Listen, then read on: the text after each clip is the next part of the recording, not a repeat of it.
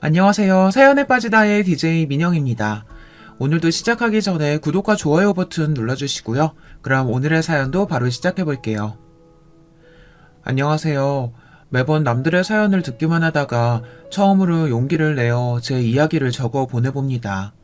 글재주가 별로 없어 채널에 올라온 사연들처럼 재밌게 이야기를 풀어나갈 수 있을지 모르겠네요.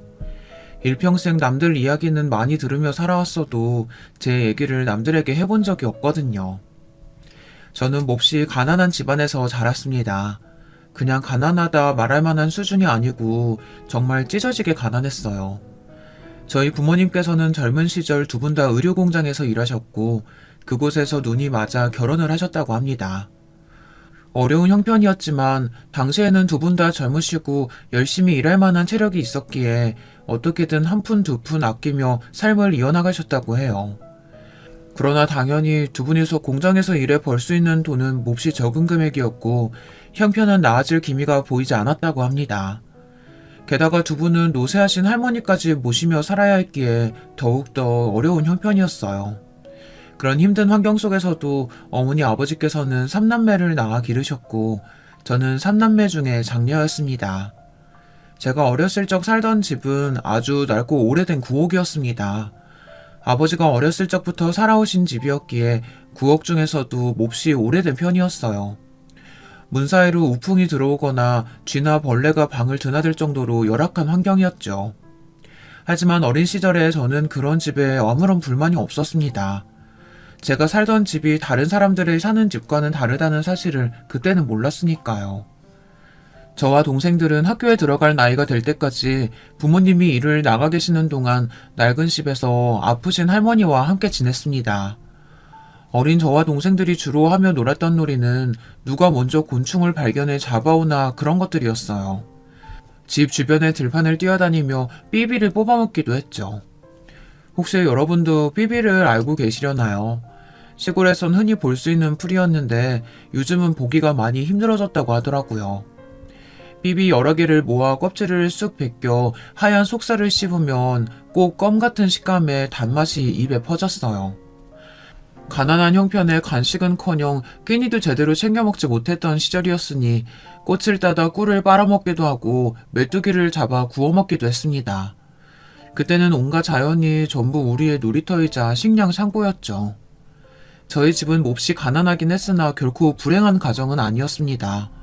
부모님께서는 몹시 금슬 좋으신 부부였고 언제나 저희를 먹여 살리기 위해 열심히 일하셨어요. 어머니께서는 하루 종일 의료공장에서 미신기를 돌리며 재봉 일을 하셨고 아버지께서는 지게차를 운전하시며 우류들을 나르셨습니다.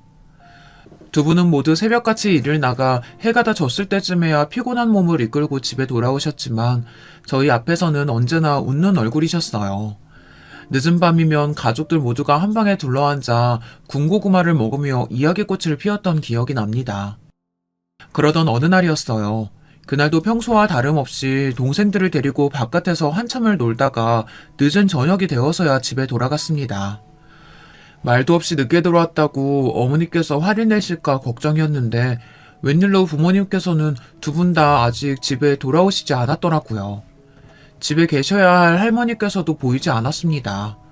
집은 텅텅 비어 있었고 인기척이 전혀 느껴지지 않았어요. 모두 어디로 가버린 것인지 알 수 없었지만 저는 일단 동생들을 데리고 방에 들어가 어른들을 기다렸습니다. 그러나 시간이 아무리 흘러도 그 누구도 집으로 돌아오지 않았어요. 어린 동생들은 배가 고프다고 울기 시작했어요. 주방을 뒤져보았지만 먹을 만한 것은 아무것도 나오질 않았고 결국 저는 줄인 배를 움켜잡고 동생들을 달래며 긴 밤을 보내야 했습니다. 그날 밤 어떻게 잠들었는지 기억도 잘 나지 않아요. 눈을 떴을 때는 이미 날이 밝아 있었고 집 마당에 시끄러운 소리가 들려왔습니다. 급하게 자리에서 일어나 문을 열고 나가자 대문 앞에 마을 사람들이 몰려 웅성거리고 있었어요. 그리고 그 사이에서 어머니와 아버지가 모습을 보이셨습니다. 아빠, 다리가 왜 그래요? 그날 사람들 사이로 힘없이 대문을 걸어 들어오시던 아버지의 모습이 아직도 생생합니다. 한 팔로는 어머니의 부축을 받고 한 팔로는 목발을 집은 채 걸어오시고 계셨어요. 아버지의 한쪽 다리는 무릎 밑으로 아무것도 보이지 않았습니다. 부모님께서는 두 분 다 몹시 침울한 얼굴이었고 어머니께서는 웅성대는 사람들을 향해 모두 그만 돌아가 달라고 소리를 치셨어요. 마루에 걸터 앉으신 아버지께서는 제 물음에 아무런 대답 없이 그저 한숨만을 내쉬셨습니다. 어머니께서는 그런 아버지 곁에서 한참을 아무 말 없이 우셨어요. 어렸던 저는 그 상황이 도무지 이해가 가질 않았습니다. 도대체 무슨 일이 일어났던 건지, 할머니는 어딜 가신 건지, 아버지의 다리는 왜 이상한 모양이 되었던 건지. 그 뒤로 아버지께서는 공장에 나가지 않으셨어요. 매일같이 방에 틀어박혀서 하루 종일 나오지 않으셨죠. 저희와도 아무런 대화를 나누시지 않았습니다. 아버지께서는 완전히 다른 사람이 된 것 같았어요. 밤늦게 공장에서 돌아오신 어머니께서 한참 동안 방 앞에서 차마 아버지를 부르시지도 못하고 서성이시던 모습이 기억에 남아있어요. 그 이후로 저희 집은 온통 침울한 분위기만이 가득했습니다. 그렇게 냉랭한 나날들이 계속되던 어느 날 어머니께서는 할 말이 있다며 저를 부르셨습니다. 지금 살고 있는 집을 팔고 도시로 이사 가려고 한다. 나 혼자 벌어오는 공장 봉급으로는 갈수록 빚만 늘어나고 있는 판국이야. 어린 너한테까지 이런 얘기 다 털어놓게 되어 미안하지만 넌 맞이잖니. 앞으로도 네 아버지가 저런 식이라면 난 더 바빠질 거고 너희한테 신경을 기울일 여력이 없을 거야. 이사 준비부터 시작해서 네가 도와줄 일이 많아. 내가 없을 땐 네가 동생들을 지금처럼 잘 챙겨줘야 돼. 할 수 있겠지? 그렇게 말씀하시는 어머니의 얼굴은 몹시 피곤하고 힘들어 보이셨어요. 저는 애써 고개를 힘차게 끄덕였습니다. 어머니께서는 그런 제게 착하다, 착하다라는 말을 반복하시며 등을 토닥여 주셨어요. 그렇게 저희는 오랫동안 살던 낡은 구옥을 떠나 도시로 이사를 가게 되었습니다. 새로 이사를 가게 된 집은 아주 오래된 빌라의 반지하 단칸방이었습니다. 5 식구가 다닥다닥 붙어 있어야만 겨우 누울 자리가 마련될 정도의 작은 크기였죠. 전에 살던 구옥에서도 비가 오는 날이면 물이 새고 틈만 나면 쥐가 튀어나오곤 했지만 반지하방은 구옥보다도 훨씬 좋지 않은 환경이었습니다. 유일하게 나 있는 창문 바로 앞에는 하수구가 있어 온종일 악취가 진동했고 창문 틈으로 지나다니는 이들과 눈이 마주치는 일이 허다했죠. 대문 너머 반지하로 통하는 문은 제대로 닫히지 않아 숟가락 같은 거를 꼽아 안에서 고정시켜야 하는 구조였습니다. 집도 문제였지만 무엇보다도 이사 후 제가 제일 힘들었던 것은 달라진 주변의 환경이었습니다.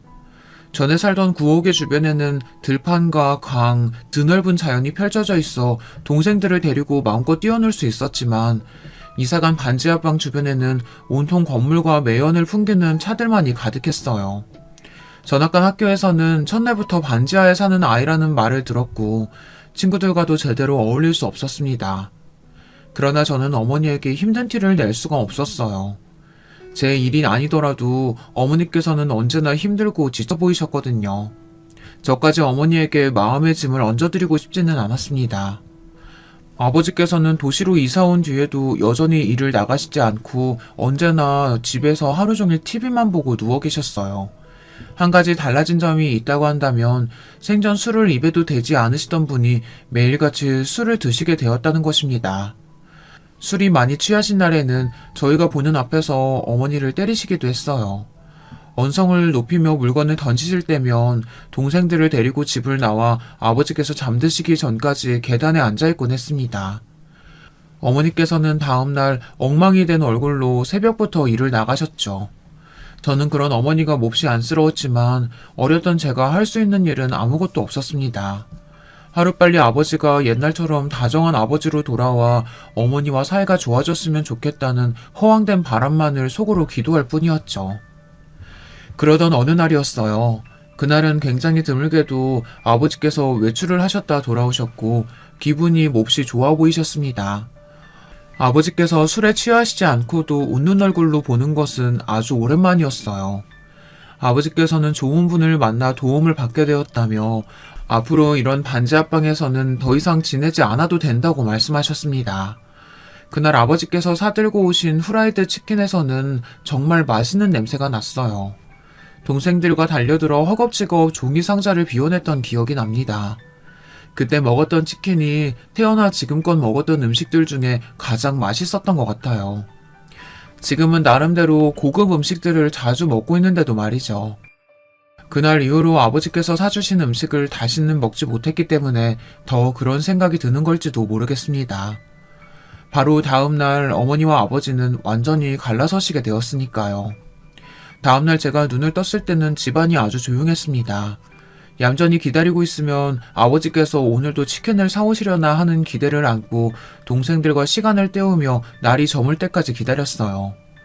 그러나 밤이 되었는데도 집에는 어머니도 아버지도 돌아오지 않으셨고 동생들과 저는 찬장에 있던 라면을 꺼내 부숴 먹고는 기다리다 지쳐 잠에 들었습니다. 시끄러운 소리에 눈을 떴을 때는 새벽녘이었어요.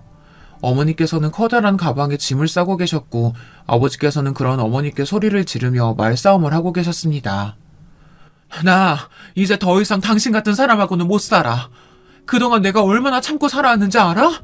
당신 다리 그렇게 됐을 때도 난 당신 믿었어. 당신이 금방 극복하고 우리 가족 위해서 일어나 줄 거라고. 근데 당신 꼴을 좀 봐. 당신 그동안 어떻게 살았어? 내가 애들 먹여 살리기 위해서 밖에서 온갖 굳은 일 다 하면서 지낼 동안 당신은 집에서 도대체 뭘 하면서 살았냐고. 그 돈 매일같이 내 몸 갈아가며 모았던 돈이야. 애들 학교라도 제대로 보내주고 싶어서 한 푼 두 푼 어떻게든 꾸역꾸역 모은 돈이라고. 어떻게 그 돈을 그렇게 날려버려? 당신같이 한심한 인간을 도대체 누가 도와주겠어? 생각이라는 걸 조금이라도 해봤으면 당신 절대 그런 짓 못했을 거야. 내가 아니라 당신이 모았던 돈이었으면 그렇게 아무렇게나 남한테 줘버릴 생각은 못했을 거라고. 나 정말 참을 만큼 참았어. 애들 봐서라도 그동안 당신하고 살았던 정을 생각해서라도 버텼는데 도저히 이렇게는 못 살겠어. 당신하고 살면 평생 이렇게 시궁창 같은 인생밖에 못 살 거라고. 알아? 이거 놔! 솔직히 말해서 그 당시에는 어머니께서 하시는 말들이 제대로 이해가 되지 않았어요. 그저 어머니께서 아버지께 몹시 화가 나셨구나. 어머니와 아버지가 헤어지려고 하시는구나. 그 정도로만 상황을 파악할 수 있었죠. 나중에서야 들은 이야기지만 아버지께서는 사기를 당하셨다고 합니다. 그것도 어머니께서 저희를 위해 본인 먹는 것, 입는 것을 줄여가며 한 푼 두 푼 모아두었던 돈이라고 했어요. 사기꾼은 아버지께 좋은 사람인 척 접근해 괜찮은 기회가 있다, 투자를 한번 해봐라 제안했고 아버지께서는 그 사기꾼을 껌뻑 믿고 어머니께서 모아두신 돈을 모두 가져다 바쳤다고 합니다. 당연히 사기꾼은 돈을 받자마자 연락이 끊겼고 그대로 종적을 감춰버렸습니다. 그 사실을 알게 되신 어머니께서는 더 이상 아버지와 함께 살아갈 의지와 삶에 대한 희망을 모두 잃어버리셨고 더 이상은 못 참겠다며 짐을 싸서 집을 나가시려던 것이었죠. 저와 동생들은 엉엉 울며 어머니의 바지가랑이를 붙잡고 가지 말라고 떼를 썼어요. 하지만 어머니께서는 저희를 두고 그렇게 집을 나가버리셨습니다. 그 뒤로 며칠간 저는 학교도 나가지 않고 집에서 동생들을 돌봤어요. 어머니께서 집을 나가신 이후로 아버지께서도 한동안 집에 돌아오지 않으셨습니다. 집에는 저와 어린 동생들 뿐이었고 먹을 것이 없었어요. 동생들은 배고프다고 울며 저를 보챘고 저도 등가죽이 배에 달라붙기 직전이었습니다. 결국 저는 같은 빌라에 살고 계시던 집주인 아주머니를 찾아가 자초지종을 설명하고 먹을 것을 얻어왔습니다. 아주머니께서는 사정이 딱해서 도와주기는 하지만 지금도 월세가 많이 밀려있다며 이번 달 안에 월세를 내지 못하면 방을 빼고 나가야 한다고 말씀하셨습니다. 너희 부모님 혹시 너희 버리고 도망간 건 아니지? 확실히 돌아오기는 하는 거지?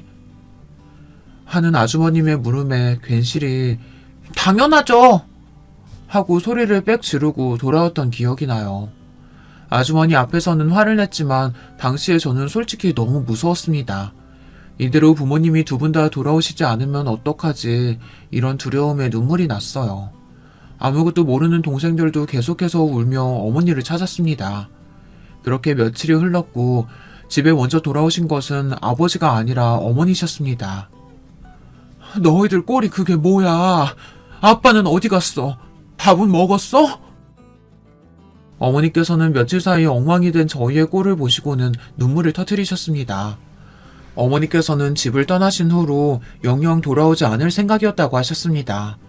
그러나 저희가 눈앞에 아른거려 도저히 혼자서는 떠날 수 없으셨다고 합니다. 며칠간을 고민하다 결국 집에 다시 돌아왔지만 아버지께서는 집에 계시지 않았고 저희가 방치되어 있는 모습을 보시고서는 몹시 분노에 차셨어요. 재활용조차 못할 인간이라면서요. 어머니께서는 그렇게 저와 동생들을 데리고 집을 나오셨습니다. 4명이 된 저희 식구는 아이러니하게도 아버지와 함께 지낼 때보다는 훨씬 화목하고 행복했어요. 물론 새로 구한 집도 여전히 오래된 빌라의 단칸방이었고 형편도 넉넉지는 않았지만 매일같이 방에 들어누워 술을 마시거나 물건을 던지시며 욕을 하시던 아버지가 사라진 집안은 몹시 평화로웠습니다. 어머니는 여전히 아침부터 저녁까지 저희를 먹여 살리시기 위해 일을 하시느라 바쁘셨기에 집안일을 온전히 저의 몫이었어요. 저는 학교를 다니면서도 집안 청소며 빨래, 동생들의 뒷바라지를 모두 도맡아 했습니다. 그렇게 시간이 흘러 저는 고등학생이 되었고 그날 평소보다 조금 일찍 집에 돌아오신 어머니께서는 드물게도 혼자 술잔을 기울이셨습니다. 그런 어머니의 맞은편에 앉아 오늘 밖에서 무슨 일 있으셨냐며 조심스레 물었어요. 그러니 어머니께서는 한숨을 쉬시며 잠시 뜸을 들이셨어요. 그러다 입을 여셨죠. 오늘 연락받았는데 네 아빠가 죽었대. 간암에 걸려서 죽었다고.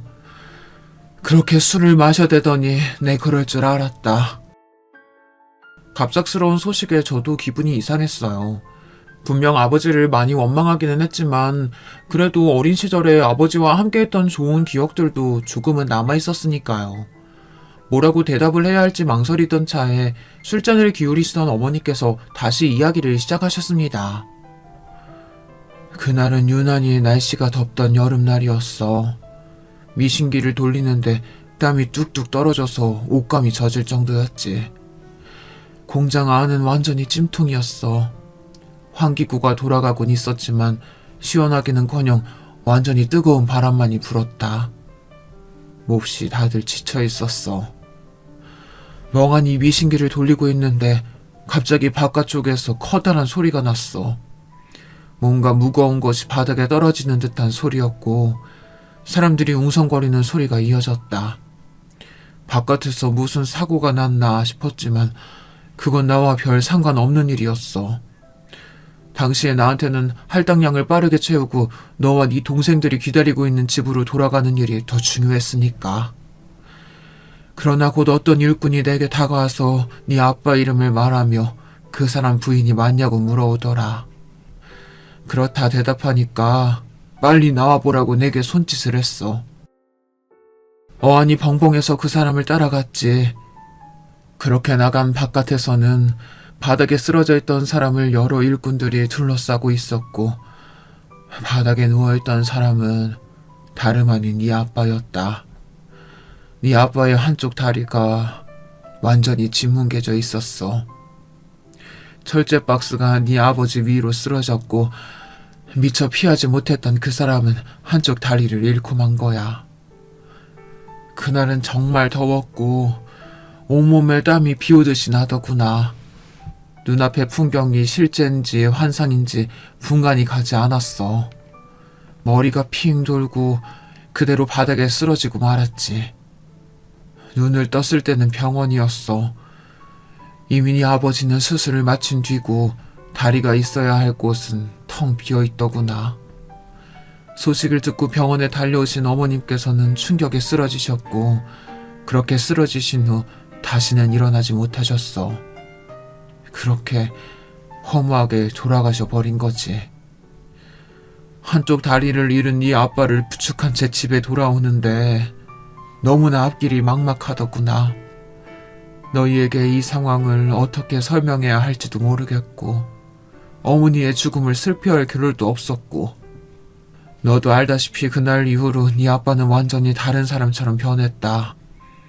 무슨 일이 있어도 언제나 밝고 긍정적이었던 사람이었는데 어떤 고난과 어려움이 있어도 함께 헤쳐나가자 얘기하던 사람이었는데 완전히 다른 사람이 됐어. 다른 사람들이 자기를 다리병신이라고 손가락질한다고 생각했고 나에게도 매번 공격적인 말투였다. 당신도 속으로 날 비웃고 원망하고 있는 거 다 안다고. 난 항상 아니라고. 당신 믿고 있다. 우리는 이겨낼 수 있다. 그렇게 그 사람을 응원해 주었지만 아무 소용없는 일이었어. 네 아버지는 점점 사람들 앞에 나서는 걸 두려워하고 있었고 피해의식에 사로잡혀 있었다. 생전 술이라면 입에도 대지 않던 사람이 매일같이 술을 마시며 폭력을 쓰기 시작했어. 처음 몇 번은 참았지만 너희들 앞에서도 손을 휘두르니 너무나 괴롭더구나. 몇 번이고 진지하게 이야기를 꺼내봤지만 네 아버지는 더 이상 예전의 그 사람이 아니었다. 매일매일 지옥이었다. 그렇지만 난 너희를 보며 버텨냈어. 비록 나는 시궁창 같은 인생을 살고 있어도 너희들에게만은 이런 인생이 아닌 다른 인생을 살게 해주고 싶었다. 그래서 허리띠 죽어라 졸라매며 돈을 모았어. 한 푼, 두 푼 식당 일하며 청소 일하며 닥치는 대로 모든 일을 하며 모았지. 그렇게 몇 년간 죽을 힘을 다해 모은 돈이었어. 그런데 네 아버지가 한순간에 그걸 날려먹은 거야. 그 사기꾼은 투자를 하면 돈을 몇 배로 다시 돌려주겠다고 호언장담했고 네 아버지는 순진하게도 그 말을 모두 믿고 통장을 가져다 바치고 보증까지 섰다. 사기꾼은 그 모든 걸 받고 종적을 감췄고 그 사실을 알게 된 순간 난 정말 죽고 싶은 마음뿐이었어. 지금껏 어떻게든 버티며 꾸역꾸역 살아온 내 인생, 내 모든 세월이 부정당하는 기분이었다. 그렇게 집을 나갔고 실은 그날 목숨을 끊을 생각이었지. 근데 너랑 네 동생들 얼굴이 눈앞에 아른거려서 도저히 혼자서는 죽을 수가 없더구나. 너한테는 항상 미안한 마음뿐이다. 내가 힘들다는 핑계로 네게 너무 무거운 짐을 지은 거 다 알고 있다. 내게는 평생 사죄해도 모자라. 네가 도대체 무슨 죄가 있겠어. 나 같은 못난 부모 둔 것이 죄라면 죄겠지. 도무지 너를 볼 낯이 없구나. 그렇게 어머니는 제 앞에서 한참을 오열하셨습니다. 저도 그런 어머니의 말씀에 눈물이 왈칵 쏟아졌어요. 어머니께서는 제게 아무런 죄가 없다고 하셨지만 그러는 어머니께서는 무슨 죄가 있으셨겠어요. 그저 사랑하는 남편을 믿고 결혼을 하고 아이를 낳고 있는 힘껏 최선을 다해 열심히 살아오셨을 뿐인데 저는 어머니가 전혀 원망스럽지 않았습니다. 오히려 너무 안쓰럽고 죄송스러운 마음뿐이었어요. 그리고 지금껏 어머니께서 조금이나마 마음의 짐을 덜실 수 있도록 더 열심히 어머니를 돕고 동생들 뒷바라지를 하며 살아왔습니다. 저는 비록 대학교에 진학하지 못했지만 동생들만은 많이 배우기를 바랬고 고등학교를 졸업한 후 낮에는 마트에서 계산원 일을, 밤에는 청소 일을 했어요. 몸은 몹시 고되고 힘들었지만 동생들이 좋은 대학에 진학하는 모습을 보며 너무나 행복했습니다. 당시의 제 삶은 언제나 저보다는 어머니 그리고 동생들이 먼저였어요. 저의 행복보다는 가족들의 행복이 우선이었고 저는 배고프더라도 동생들은 하나라도 더 먹이고 싶은 마음이었습니다. 어머니께서는 그런 저에게 언제나 미안한 마음을 가지고 계셨기에 동생들도 모두 대학에 진학했고 자기 앞가림은 스스로 할 수 있는 나이가 되었으니 이제는 너도 네 삶을 더 돌보라고 말씀하셨어요. 그러나 막상 저 스스로를 돌보려고 하니 뭐부터 시작해야 할지 잘 모르겠더라고요. 저는 지금껏 살아오며 여유니 즐거움이니 그런 것들을 즐겨본 적이 없었으니까요. 안녕하세요. 요즘 날씨가 참 덥죠. 뵌지는 꽤 오래됐는데 인사를 드리는 건 처음이네요. 그런 제 삶에 나타났던 즐거움은 다름 아닌 저희 남편이었습니다. 남편과 처음 만난 것은 제가 일하던 마트에서였어요. 남편은 마트에 식자재를 배달했던 트럭 기사였고 더운 날씨에 남편이 제게 음료수를 나눠주며 우연히 이야기를 나누게 되었습니다. 남편과 저는 비슷한 점이 참 많은 사람이었어요. 남편도 저처럼 아주 어려운 환경에서 자라온 사람이었고 어렸을 적부터 홀어머니를 모시고 살아왔다고 했습니다. 남편의 어머니께서는 아버지에 대한 이야기를 한 번도 해주신 적이 없었고, 아버지께서 어떤 사람인지, 왜 어머니 혼자 남편을 낳고 키우셨던 건지 아무것도 아는 것이 없다고 했어요. 남편 또한 저처럼 반지하방에서 자라면서 아픈 어머니를 부양하느라 공부는 꿈도 꿀 수 없었다고 합니다. 고등학교를 졸업하자마자 면허를 따서 운전기사 일을 시작했다고 했습니다. 어머니께서는 얼마 전 오래전부터 앓고 계시던 암으로 돌아가셨다고 해요. 그것마저도 저희 아버지와 똑같았습니다. 저는 공통점이 많은 남편과 점점 가까워지기 시작했고 결국 저희는 연인으로 발전하게 되었습니다. 남편은 저의 어려운 집안 사정과 제가 자라온 환경을 누구보다도 잘 이해해주는 사람이었어요. 저는 이 사람과 함께라면 남은 인생을 행복하게 살 수 있을 거라는 확신이 들었어요. 그렇게 저와 남편은 결혼을 하게 되었고 제 결혼 소식을 들은 가족들은 모두 기뻐했습니다. 물론 결혼을 했다고 해서 갑자기 형편이 좋아졌다거나 모든 일들이 술술 잘 풀리게 된 것은 아니었어요. 저와 남편은 여전히 단칸방에 살고 있었고 그리 부유하지도 않았지만 그래도 남편과 함께 보내는 일상은 너무나 행복했습니다. 주말마다 가까운 곳으로 나들이도 가고 가끔은 외식도 하고 함께 장도 보면서요. 그렇게 평화로운 나날들이 계속되던 어느 날이었어요. 여보, 사실 할 말이 있어. 사실 나 어제 우리 아버지 만나고 왔어. 지난 세월 동안 한 번도 먼저 남편과 시어머니를 찾은 적이 없으셨던 시아버지께서 갑작스레 남편에게 연락을 해오셨다고 했습니다. 갑작스러운 연락이 당황스럽기는 했지만 남편은 언제나 아버지에 대해 궁금해했었고 결국 시아버지를 만나러 다녀왔다고 했어요. 아버지께서 연락이 오셨다는 것만으로도 충분히 놀랄 일이었는데 더 놀라운 소식은 그것뿐만이 아니었습니다. 약속 장소에 나타나신 시아버지께서는 무려 한 회사의 사장님이셨고 한눈에 봐도 몹시 부유해 보였다고 했습니다. 약속 장소도 남편은 태어나 한 번도 가본 적 없던 고급 식당이었고 정말 이런 사람이 내 아버지가 맞나 하는 생각마저 들었다고 했습니다. 솔직히 처음에는 원망스러운 마음이 먼저 들었어. 이렇게 부유한 형편에 돈이 많은 사람이었다면 나랑 어머니를 왜 그런 환경에서 살게 둔 건지, 조금이나마 도움을 줄 수는 없었던 건지. 그런데 아버지께서는 그동안 내 존재를 모르고 살아오셨다고 하더라. 어머니와 아버지께서는 젊은 시절에 연인이셨대. 그런데 어머니께서 어느 날 갑자기 이별을 통보하고 사라져버리신 거야. 어머니께서는 아버지 집안에 비해 몹시 가난한 집안 출신이셨거든. 아버지께서는 어머니와 결혼할 생각이셨지만 당연히 집안에서는 반대가 심했고 어머니께서는 그런 아버지를 위해 본인이 사라져주는 게 맞다고 생각했나봐. 애써 매정하게 이별을 말하고 떠나셨던 거야. 그런데 이별을 한 뒤에서야 뱃속에 내가 이미 자라고 있었다는 사실을 깨달으신 거지.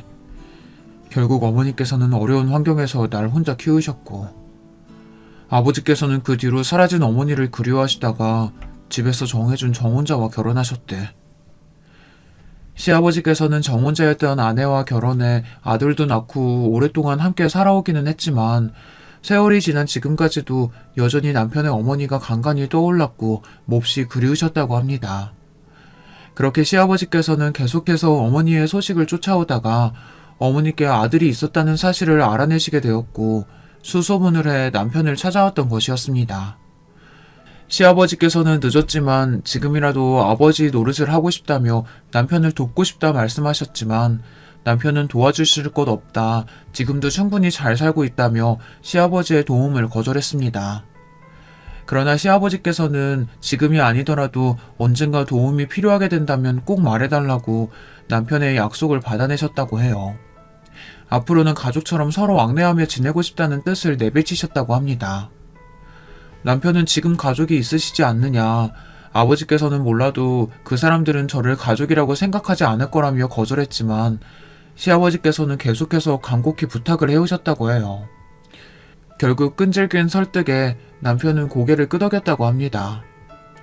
그렇게 남편과 저는 시아버지의 가족들과 만남을 가지게 되었어요. 시댁에서는 매달 한 번씩 가족들끼리 저녁 식사를 하는 문화가 있다고 해요. 시아버지께서는 그 식사 자리에 저희를 초대해 주셨고 저와 남편은 몹시 떨리는 마음으로 시댁을 찾았습니다. 처음 만난 시어머니와 도련님께서는 걱정과는 다르게 저희를 꽤 살갑게 맞이해 주셨어요. 시어머니께서는 시아버지와 처음 결혼할 때부터 남편의 어머니에 대한 이야기를 알고 있었다며 이미 다 지난 일이고 악감정은 없다고 말씀하셨습니다. 한때는 내가 네 어머니 자리를 뺏었다는 생각도 했었지. 애초에 이 양반과 결혼한 것도 집안에서 정해준 혼사였으니 나도 나 싫다는 남자가 그리 반갑지는 않았다. 지금 와서야 다 지난 일들이니 아무 상관없긴 하다만 이렇게 장성한 아들이 있다는 얘기 들었을 때는 조금 놀랍긴 하더구나. 우리 아들이 어렸을 때부터 형 갖고 싶다고 졸라대곤 했거든. 뭐 이제라도 이렇게 만나게 돼서 다행이라고 해야 할지. 시어머니의 장난스러운 말씀에 저와 남편도 금세 긴장이 풀렸어요. 식사 자리는 나름 화기애애하게 진행되는 듯 했어요. 그러나 한 가지 문제가 있었습니다. 바로 동서였어요. 동서는 시어머니와 도련님과는 다르게 저희를 그닥 반기지 않는 눈치였습니다. 반기지 않았다는 표현은 너무 얌전한 표현인 것 같아요. 동서는 저희를 몹시 멸시하는 듯 보였습니다. 동서는 저와 남편과는 다르게 부잣집에서 교육을 잘 받고 자란 여자라고 했거든요. 그러나 제가 느끼기에는 동서는 교육을 잘 받은 것 치고는 그리 품위 있는 사람은 아니었습니다. 동서는 입만 열면 언제나 본인 자랑을 쏟아냈어요. 미국에 있는 본인의 친정집이 100억대 부자라는 등 자기는 이런 별거 아닌 집안에 시집올 사람이 아니었다는 등 이런 인간들하고 같이 밥을 먹어야 한다니 도대체 어디까지 집안 격을 떨어뜨리려고 하시는 거냐 비아냥대기 일쑤였고요. 그럴 때마다 매번 시아버지께서는 호통을 치셨지만 동서의 입은 멈출 줄을 몰랐습니다. 다른 시댁 식구들을 생각해서 웬만하면 참아보려고 했지만 한 달에 한 번 갖는 만남조차도 동서 때문에 몹시 고역이었어요. 결국 저희는 더 이상 저녁 식사에 참여할 수 없을 것 같다는 뜻을 시아버지께 전했습니다. 시아버지께서는 몹시 아쉬우신 눈치였어요. 하지만 자리가 불편하다는 남편의 말에 더 이상의 강요를 하시지는 않았습니다.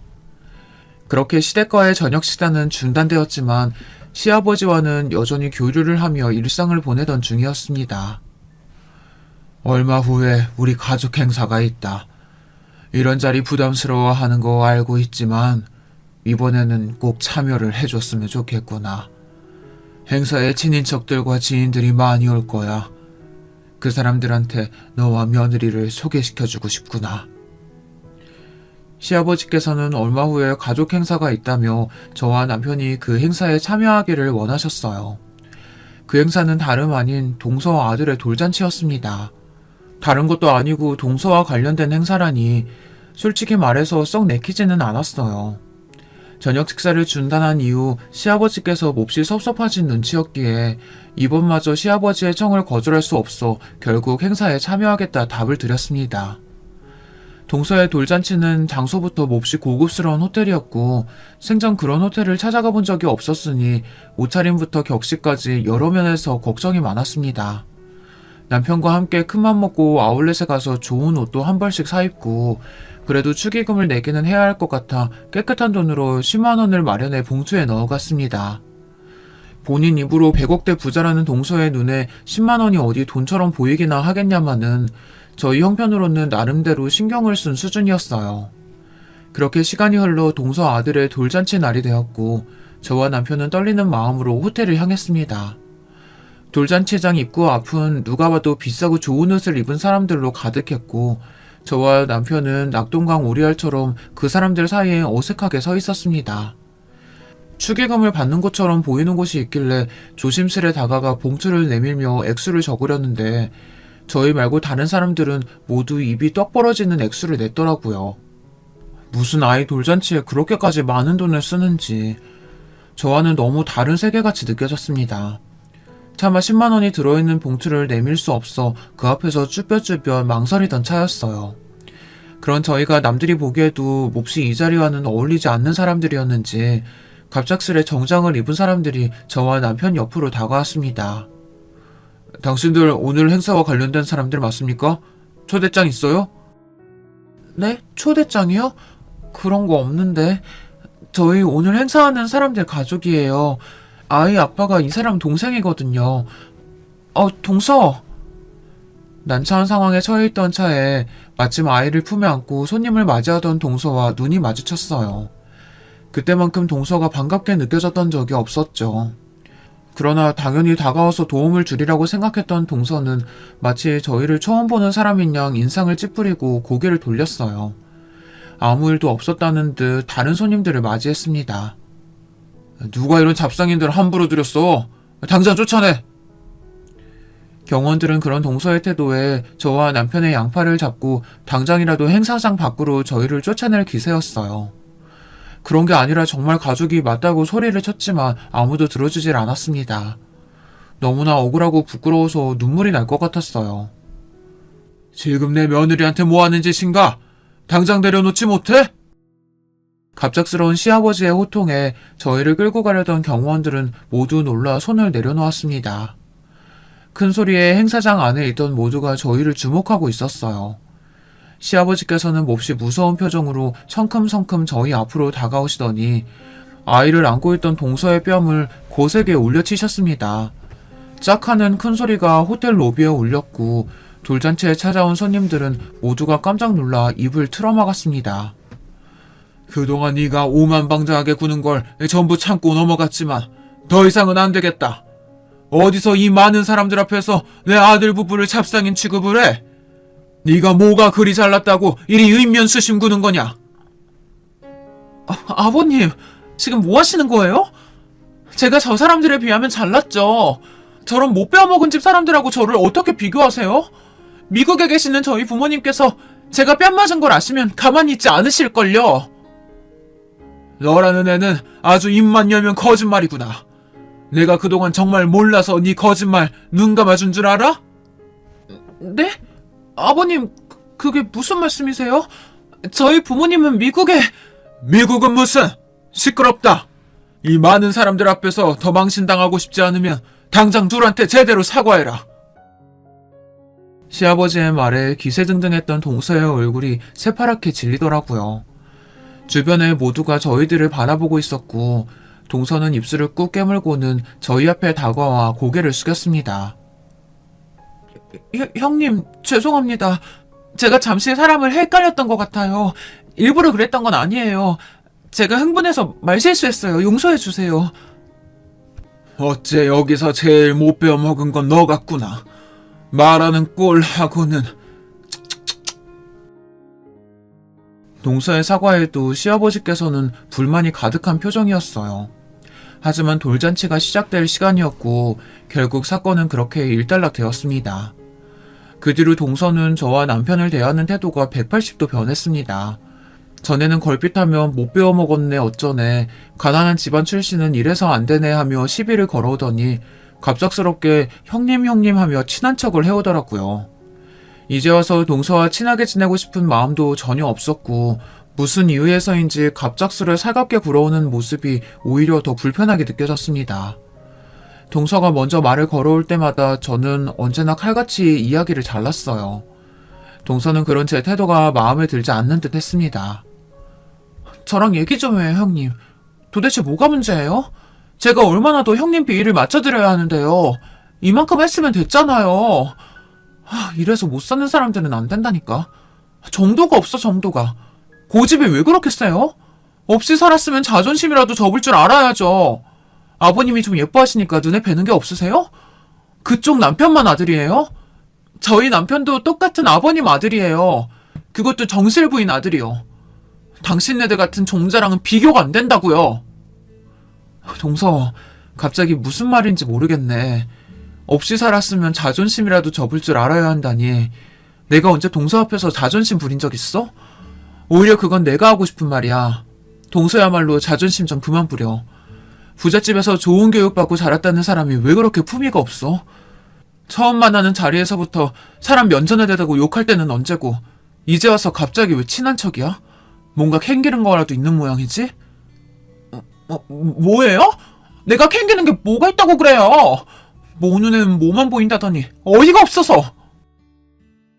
그렇게 동서는 화를 내며 먼저 자리를 떠버렸고 그 이후로 되지도 않던 착한 동서 놀이는 끝이 났는지 제게 친한 척 말을 걸어오지는 않았어요. 그렇지만 시아버지 앞에서는 여전히 순한 양처럼 굴었습니다. 동서가 시아버지께 뭔가 약점이 잡힌 것이 분명했어요. 심증은 있었지만 물증은 없었죠. 그날의 일을 직접 목격한 것은 저와 남편뿐만이었으니 시어머니와 도련님께서는 전혀 아는 바가 없어 보였고요. 그렇게 묘한 기류가 흐르던 날들이 계속되었고 얼마 지나지 않아 일이 터졌습니다. 그날은 시아버지의 생신이었고 가족들은 물론 회사 사람들이 모두 모여 생신 기념 피로연을 열었습니다. 시아버지께서는 지난 가족 행사에서 저와 남편을 제대로 소개시키지 못했다며 이번 행사에서는 정식으로 인사를 시키겠다고 말씀하셨어요. 남편은 조금 부담스러워하는 눈치였어요. 그러나 시아버지께서 완고하셨고 결국 행사 중간에 남편을 옆으로 불러 세우셨어요. 여러분, 제가 얼마 전에 찾게 된 저희 장남입니다. 오랜 세월 동안 존재조차 모르고 있다가 이제야 만났죠. 저와 쏙 빼닮지 않았습니까? 하하하, 정식 소개가 늦었네요. 옆에는 제 첫째 며느리입니다. 이제 한 가족이나 다름없는 사람들이니 잘 부탁드립니다. 남편과 저는 어색하게 웃으며 연회장 안에 사람들과 인사를 나눴어요. 동서는 그 모습을 몹시 아니꼽게 바라보고 있었죠. 인사가 끝나갈 때쯤 시아버지께서는 저희 앞으로 처음 뵙는 남자분을 데려오셨습니다. 이쪽은 내 오랜 친구. 미국에서 지내시다 오랜만에 한국 들어와서 얼굴도 볼 겸 초대했네. 아, 그러고 보니 우리 둘째 며느리랑은 아는 사이일지도 모르겠구만. 자네가 강의하는 그 대학 출신이거든. 그래? 한인 동문회에서 본 적이 없는데 무슨 과라고 했었지? 내 주변에 아는 사람이 있을지도 모르겠네. 그러니까 제가 학교 다닐 때 당시에 좀 바빴거든요. 네, 많이 바빴죠. 그리고 한인들보다는 외국인들하고 주로 어울리기도 했고요. 제가 미국에서 태어나서요. 한인 동문회 같은 게 있었나요? 전 들어본 적이 없는데요. 그리고 전공은 경영학, 문학이었어요. 문학과였죠. 동서는 갑작스러운 시아버지 친구분의 물음에 몹시 당황한 눈치였고 버벅거리며 제대로 대답을 하지 못했습니다. 필요한 자리에 참석했던 사람들은 모두 그런 동서를 보며 의아한 얼굴이었어요. 한인 동문회를 들어본 적이 없다니? 문학과? 우리 대학엔 그런 과가 없는데 뭔가 잘못 알고 있는 거 아닌가? 제가 헷갈렸네요. 제가 나온 대학은 그 대학이 아니라 그 대학 바로 옆에 있던... 그만하면 충분하다. 도대체 언제까지 그 웃기지도 않은 연극을 할 생각이냐? 네 입으로 먼저 모든 거짓말 밝히고 사과하면 조금이라도 아량을 베풀어 주려고 했더니만. 네가 외국 대학은커녕 고등학교 졸업도 못했다는 사실 다 알고 있다. 부모님이 미국에 계신 게 아니라 오래전에 돌아가셨다는 사실도. 아버님, 그럼 아버님께서 일부러 이 사람 데려오신 거예요? 절 곤란하게 만드시려고요? 널 곤란하게 만든 건 내가 아니라 스스로겠지. 하나부터 열까지 거짓말로 우릴 속여놓고 어디서 뻔뻔하게 언상을 높여? 오늘부로 너는 내 며느리도 뭣도 아니다. 당장 이 자리에서 나가! 필요한 자리는 그렇게 엉망이 되었고 시아버지와 동서의 대화를 들은 도련님과 시어머니께서도 몹시 충격을 받으신 듯 했습니다. 알고 보니 100억대 부자라던 동서의 친정은 애초부터 존재하지도 않았던 겁니다. 동서는 저와 남편처럼 어려운 집안 출신이었고 몹시 가난한 어린 시절을 보냈다고 합니다. 가난이 지긋지긋했던 동서는 부모님이 돌아가신 후 미국에서 혼자 한국으로 공부하러 온 부자 학생인 척 가짜 자료들을 만들어 신분을 속였습니다. 동서는 위조한 자료들로 여러 집안 자제들과 선을 받고 그러다 도련님을 만나게 되어 가짜 신분으로 결혼까지 했습니다. 시아버지께서는 결혼 후 얼마 지나지 않아 그 사실을 알게 되셨다고 했어요. 처음에는 이 사실을 가족들 모두에게 밝히려고 했지만 이미 동서가 도련님의 아이를 임신한 후였다고 합니다. 동서가 뻔뻔하게 거짓말을 할 때마다 속으로는 기가 차셨지만 시아버지께서는 분란을 만들어 가족의 평화를 해치고 싶지 않으셨다고 했어요. 그러나 동서는 날이 갈수록 거만해졌고 아들을 낳고 난 후로는 더더욱 유세가 심해졌다고 합니다. 시아버지께서는 점점 그런 동서가 거슬리셨고 그런 시아버지의 거슬림에 정점을 찍었던 것이 바로 돌잔치에서의 사건이었죠. 그 뒤로 시아버지께서는 동서의 콧대를 크게 눌러줄 계획을 벼르고 계셨다고 합니다. 출신을 속여 결혼한 것이 모두에게 들통난 동서는 그 뒤로 얼굴을 들고 다니지 못하게 되었습니다. 당연히 도련님과는 이혼 절차를 밟게 되었고요. 아직 어린 동서의 아들에게는 좀 안 된 일이었지만 오히려 이혼이 빠를수록 아이가 엄마를 기억하지 못할 테니 오히려 좋은 일이라 볼 수도 있었죠. 도련님께서는 어쩐지 그동안 동서가 이상한 낌새를 자주 보였다며 혀를 찼습니다. 미국에서 살고 왔다는 사람이 어렸을 적 추억 얘기를 전혀 못할 때부터 의심을 했어야 하는데 그저 시간이 오래 지나서 생각이 잘 나지 않을 수도 있다고만 생각했어요. 돌이켜보면 이상한 점이 많았었는데 왜 한 번도 깊게 알아볼 생각을 하지 않았는지. 동서는 친정이 몹시 부자라고 큰소리를 쳐놓고 혼수조차 제대로 해오지 않았었고 해외 자금이라 처리하는데 시간이 많이 걸린다면서 돈에 관련된 이야기가 나오면 차일피일 미루기만 했었다고 합니다. 아는 사람의 소개로 시작된 선자리였기에 도련님께서는 조금 의문스럽게만 생각했지 동서의 모든 것이 가짜일 것이라고는 상상도 해보지 못했다고 했어요. 물론 그 지인도 동서의 거짓 자료들의 깜빡 속아 도련님께 선자리를 주선했던 것이었죠. 결혼 후 시간이 지날수록 도련님께서는 동서가 외국에서 오래 교육을 받은 부잣집 자제처럼 느껴지지 않을 때가 많았지만 본인이 괜히 예민하게 구는 것일 거라고 생각하고 애써 넘겨왔다며 자조적인 한숨을 내뱉으셨습니다. 혼인 소송 결과 동서는 뻔뻔하게도 억울함을 호소했지만 본인의 신분과 여러 자료들을 위조한 점이 사기 결혼으로 인정되었습니다. 결국 동서는 친권과 양육권을 모두 도련님에게 뺏기었고 엄청난 위자료를 물게 되었죠. 게다가 공문서를 위조한 죄로 형사처벌을 받게 되었다고 하더라고요. 땡전 한 푼 없이 시댁에서 쫓겨났으니 무슨 돈으로 위자료와 벌금을 낼지는 저도 모르겠네요. 또다시 어디선가 신분을 속여 사기를 치고 다닐지도 모르는 일이죠. 아마 전과자가 된 지금 거의 불가능한 일이겠지만요. 저와 남편은 얼마 전 결국 시댁 근처의 아파트로 이사를 오게 되었습니다. 계속해서 거절했지만 시아버지께서는 몹시 완고하셨어요. 이건 저희를 위해서 선물로 주시는 것이 아니라 본인을 위해서 하시는 일이라면서 조금이라도 시댁에서 가까운 곳에서 지내야 얼굴을 더 자주 볼 수 있지 않겠냐며 군마을 말고 들어가 살라는 말씀에 결국 백기를 들게 되었죠. 시아버지께서는 저와 남편의 아파트뿐만 아니라 저희 어머니께서 지내실 집도 마련해 주셨습니다. 한사코 거절했지만 저희 어머니께서 혼자 지내고 계신다는 사실을 알게 되신 후로 신경이 많이 쓰이셨던 모양이더라고요. 돌아가신 남편의 어머니가 생각나 마음이 무거우시다면서요.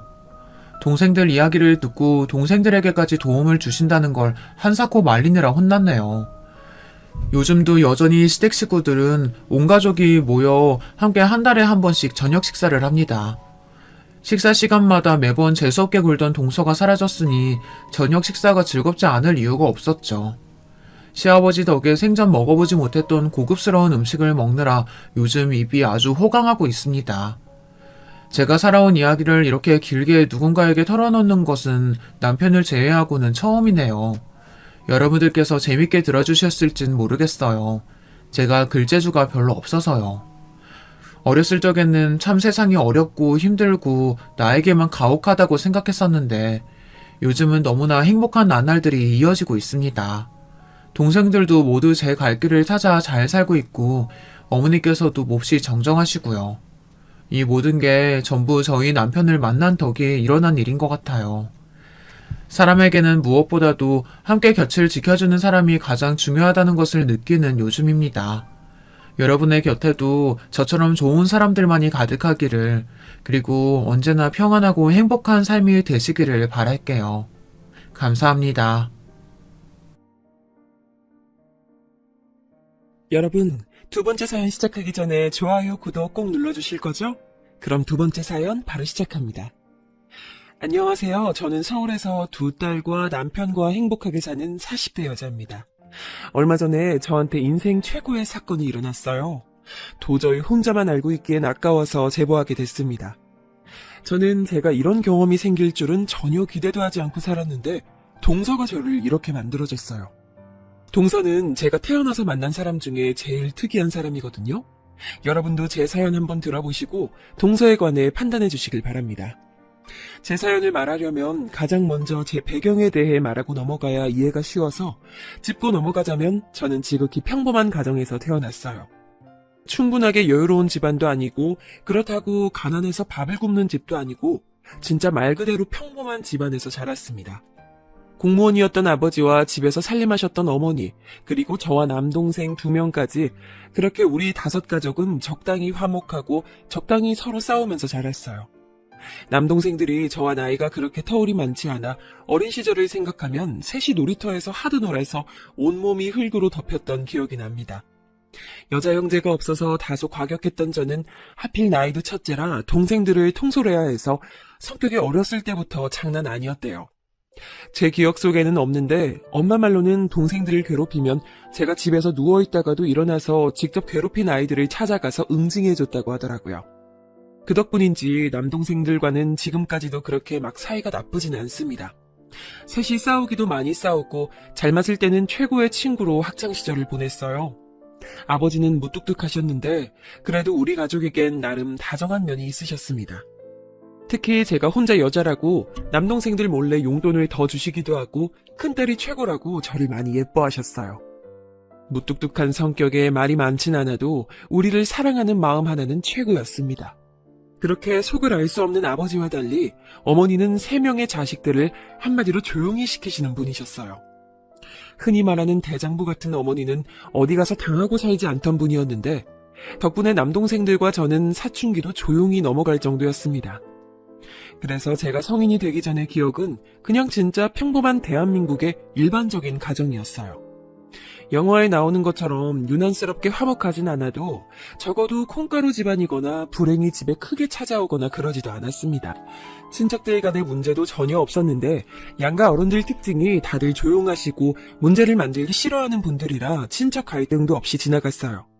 그러다 제 인생이 바뀌는 계기가 있었는데 정확히 말하자면 제 인생이 아니고 우리 가족 전체의 인생이 바뀐 계기가 있었습니다. 우리는 지방에 있는 광역시에서 살고 있었는데 어머니가 부동산에 굉장히 관심이 많으셨거든요. 상당히 사교적이고 활발한 성격의 어머니는 모임이 유독 많으셔서 우리 3남매의 친구들 모임도 있었고 같은 지역 엄마들과의 모임과 아버지 회사의 아내들 모임 등 사회활동이 아주 많으셨습니다. 그러다 어떤 모임에서 부동산 얘기가 나와서 어머니가 그때부터 부동산에 관심을 크게 가졌는데 정말 너무 운이 좋게 제가 딱 대학에 입학했을 때 우리 집 재산이 2배로 늘어났어요. 엄마가 투자한 게 적절한 시기에 빛을 받고 덕분에 우리 3남매는 대학을 가서 등록금 걱정을 전혀 하지 않아도 됐습니다. 그리고 몇 년이 지나자 등록금 걱정뿐만이 아니고 용돈 걱정도 하지 않아도 될 정도로 어머니의 선구와는 빛을 발하게 됐어요. 어머니가 부동산으로 성공하자 아버지도 어머니를 전적으로 의지해서 두 분이 전문적으로 땅을 보러 다니시더니 우리 집은 금세 남들보다 더 많이 여유롭게 살 수 있게 됐죠. 어머니는 아파트 명의는 거짓말을 하지 않는다고 대학생인 저에게 명의 이전을 시켜주어 저는 졸업도 하기 전에 아파트가 생기기도 했어요. 덕분에 해외여행도 많이 다니고 생활비 걱정 없이 대학 생활을 보내서 아주 감사한 마음을 가졌습니다. 확실히 집에 여유가 생기니 가족들 사이도 더욱 좋아져 우리 5은 여행도 자주 다니고 돈독해졌어요. 그러다 제가 딱 졸업하기 직전에 엄마는 사업을 하나 시작하셨습니다. 워낙 꾸미는 걸 좋아하고 잘하는 엄마는 화장품 사업을 하고 싶다고 진지하게 여기저기 상담을 다녔어요. 본인이 번 돈으로 사업을 한다니까 당연히 응원하면서도 한편으론 걱정되어 아버지와 저도 주변에 많이 물어보면서 정보를 얻었습니다. 아예 뭐라도 있던 회사를 인수하는 것이 아니고 엄마는 처음부터 자신의 회사를 만들고 싶어 하셔서 옆에서 제가 도울 수 있는 것들은 다 도와줬어요. 그러면서 자연스럽게 졸업하고 회사에 나가 일을 많이 도와줬는데 사업도 다 운이라고 하잖아요. 마침 엄마의 회사는 때를 잘 타서 예상보다 큰 수익을 가질 수 있었습니다.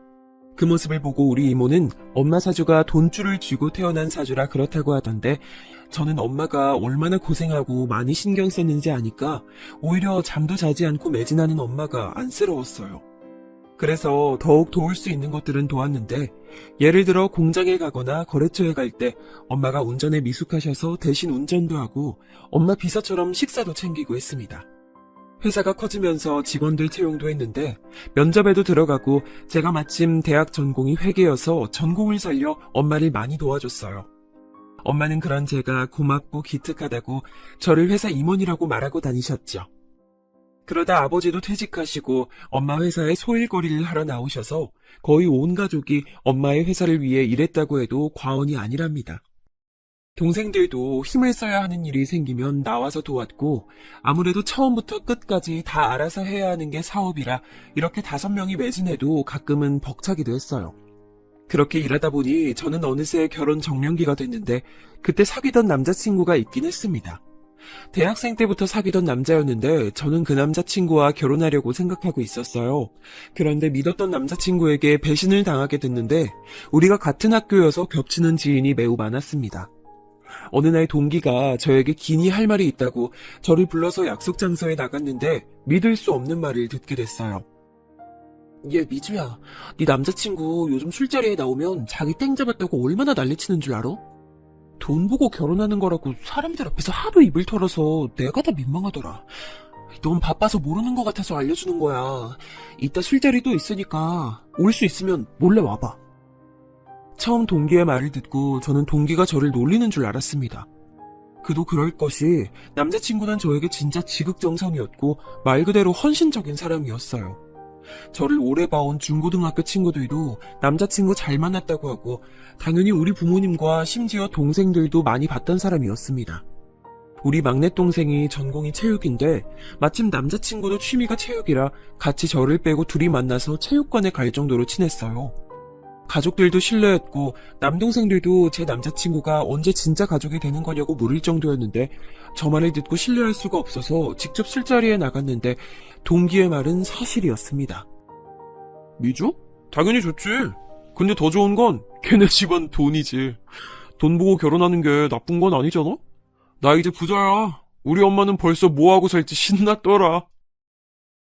술에 취해 얼굴은 벌게진 채로 우리 집 재산이 최고라고 떠드는 남자친구를 보고 참을 수가 없었어요. 당장 들어가서 육두문자를 내뱉으며 헤어지자고 하고 집으로 돌아오는데 너무 괘씸하고 원망스럽더라고요. 상황이 믿기지 않아 눈물도 나오지 않았는데 다음날 엄마가 둘이 여행 안 가냐고 묻는 말에 무너져서 얼마나 울었는지 모릅니다. 그 남자친구는 우리 집에 찾아오고 동생들을 찾아가고 엄마 회사에도 나와서 자기가 다 잘못했다고 무릎 꿇고 빌며 사정했는데 눈도 깜빡하지 않았어요. 이미 정이 떼질 대로 떼진 저는 그때는 제 인생의 결혼은 당연하고 남자도 없다고 생각했습니다. 아무도 믿을 수 없었고 그냥 결혼하고 싶지 않았어요. 그런 제게 엄마는 머리도 식힐 겸 여행을 혼자 다녀오라고 하셨는데 저도 마침 회사 일에 몰두하느라 모든 게 지쳐서 엄마 말대로 유럽으로 여행을 가게 됐습니다. 혼자 떠난 여행이라 설렘과 두려움을 안고 나섰는데 운명처럼 거기서 지금의 남편을 만나게 됐죠. 절대 결혼은 없다고 연애도 하지 않을 거라고 술에 취해 가족들 앞에서 내뱉었던 게 얼마 되지도 않았는데 지금 생각해도 웃기네요. 여행하다 우연히 만났던 남자친구는 저보다 2살 어렸는데 대학을 졸업하고 본격적으로 취업하기 전에 여행을 왔다고 했습니다. 첫 만남이라 그랬던 건지 평생 엮일 거라 당연히 생각하지 않고 저에게 일어났던 어이없는 결혼 파투를 얘기하니 자기 일처럼 진지하게 들어주는 모습에 안정감을 느꼈어요. 그리고 그렇게 인연이 끝난 줄 알았는데 돌아오는 비행기에서 마주치고 서로 놀라서 한국 오는 비행기에서 얼마나 둘이 많은 얘기를 했는지 모릅니다. 한국에 도착하고 서로 연락처를 교환하고 몇 번 더 만났는데 그렇게 진지하게 연인관계로 발전하게 됐어요. 사실 연애를 시작할 때까지만 해도 당한 게 있어서 결혼 생각은 하지 않았는데 2년째 사귀다 보니 진지하게 결혼 생각이 들었습니다. 처음 만났을 때부터 한결같고 다정하고 무엇보다 우리 집 재산에 전혀 관심이 많지 않은 모습을 보니 이 사람이라고 느끼게 됐어요. 엄마에게 고민을 털어놓으니 엄마는 한번 일단 데리고 오라고 하셔서 데려왔더니 저보다 엄마가 더 제 결혼에 진심이 되었습니다. 아니, 생긴 것도 그렇고 생각이 깊은 것도 그렇고 딱 내가 원하던 사이야. 엄마는 대놓고 제 남자친구를 마음에 들어 하셨고 아버지도 남동생들도 다 환영하는 분위기였어요. 그렇게 저는 예비 시댁에 방문하게 됐는데 사실 처음 갔을 때 깜짝 놀랐습니다. 왜냐하면 평소에 남자친구가 말하지 않아 몰랐는데 시댁은 가정 형편이 그렇게 좋은 편은 아니었어요. 찢어지게 가난하지는 않아도 여유롭게 살고 있진 않았는데 그래도 제가 인사 온다고 하니까 시어머니가 상다리 부러지도록 음식을 많이 준비해 주셨습니다. 남자친구는 아버지가 일찍 돌아가셔서 홀어머니라고 했는데 이 얘기를 주변에 하니까 홀시모는 안 된다고 제가 고생할 거라며 결혼을 말리는 지인들이 대다수였어요. 하지만 저는 직접 만나보고 결정하고 싶어서 인사를 갔더니 걱정과는 달리 시어머니는 저를 아주 따뜻하게 맞아주셨습니다. 이렇게 부족한 집에 인사를 오다니 내가 오히려 고마워요. 아니에요, 어머님. 너무 맛있어요. 맛있다니 다행이에요. 많이 들어요? 시어머니는 아들 여자친구인 저에게 어찌나 예의 바르고 다정하게 대해주시던지 남자친구가 누구를 보고 배웠나 했더니 바로 시어머니의 인성 자체가 너무 훌륭하셨어요. 물론 그게 꾸며진 모습일 수도 있지만 시어머니의 표정과 눈빛을 보면 여러분도 저처럼 안심하고 이런 집안과 결혼하고 싶다고 하실 거랍니다. 집에는 남동생의 유일한 동생인 시동생도 있었는데 저는 남동생만 2명이라 어색하지 않게 대했더니 금방 낯가림이 사라졌어요. 그리고 시어머니는 첫 만남에 제 손을 꼭 잡고 말씀하셨습니다. 이렇게 귀한 집 딸이 며느리가 된다니 너무 감격스러워서 말이 나오질 않아요. 시어머니는 그때 우리 집이 회사를 운영하고 있고 돈 걱정 없이 살고 있다는 소식은 전혀 모르고 계셨어요. 제가 남자친구에게도 자세히 말하지 않아 우리 집이 경제적으로 여유롭다는 것을 시댁은 몰랐는데 시어머니가 저를 너무 따뜻하게 대해주시니 몸둘 바를 모르겠더라고요. 그리고 바로 집에 가서 이 얘기를 했더니 저보다 엄마가 더 감격해서 바로 결혼을 재빠르게 추진하셨습니다. 제 명의로 된 집이 있다고 남자친구에게 얘기하니 2 눈을 동그랗게 뜨고 놀라더라고요. 본인은 은행 가서 대출 받을 생각에 이미 서류도 다 준비했다고 하며 서류 뭉치를 보여주는데 그 모습이 귀엽고 웃겼습니다. 그래서 진짜 남편은 결혼식에 대한 비용만 내고 모든 것을 우리 집에서 다 준비했어요. 상견례 자리에서도 서로 자식들을 칭찬하고 웃느라 분위기가 매우 좋았는데 평소에 말이 많지 않은 아버지도 환하게 웃을 정도였습니다. 상대적으로 돈이 많은 우리가 모든 비용을 내겠다고 했는데 시어머니는 본인 자식들 결혼에 쓰려고 돈을 모았다고 꼭 돈을 내고 싶어 하셔서 결혼식장 비용만 내게 했어요. 그리고 빠르게 결혼식을 올리고 신혼생활을 시작했는데 이보다 더 행복할 수가 없었습니다. 다정하고 착한 남편과 제가 집에 가면 물 한 방울도 묻히게 하지 않으려고 애쓰는 시어머니 덕분에 저는 시집살이의 시자도 모르고 살았어요. 딱 한 가지 걱정이 있었다면 바로 아기 문제였습니다. 어렸을 때부터 아이 엄마가 되는 것에 대해 관심이 많고 또 반드시 아이를 가지고 싶었던 저는 임신 계획을 결혼 전부터 남편과 많이 말했어요. 그런데 생각보다 아이가 빠르게 찾아오지 않아 얼마나 걱정했는지 모릅니다. 심지어 저보다 1년이나 더 늦게 결혼한 친구가 먼저 아이를 가지는 것을 보고 차마 축하도 하지 못해서 혼자 울기도 많이 울었어요. 평생을 평범하게 살아와서 아이도 당연히 다른 사람들처럼 쉽게 가지겠지 생각했는데 그러지 않았죠. 둘째가 제가 결혼하고 1년 뒤쯤 결혼했는데 심지어 올케가 혼전 임신으로 결혼해서 제 자식보다 조카가 먼저 태어났는데 당연히 축하하면서도 한편으론 씁쓸한 마음이 가득했습니다. 병원에 가서 검사를 해봐도 보통 이런 경우 남편이나 아내 쪽에 문제가 있다던데 우리 부부는 특이하게 딱히 둘의 몸에 이상이 있지도 않았어요. 심지어 의사 선생님이 아직 부부 나이가 젊으니까 바로 시험관에 들어가지 말고 자연임신을 시도하자고 하셨을 정도로 멀쩡했으나 아이는 쉽게 오지 않았습니다. 오죽하면 제 조카인데도 보면 씁쓸하고 조카를 본 날은 매번 집에서 우니까 나중엔 일부러 가지 않기도 했어요. 회사에 가면 엄마가 조카 얘기를 하니까 출근도 더디게 하고 가족들과 연락도 뜸해졌습니다.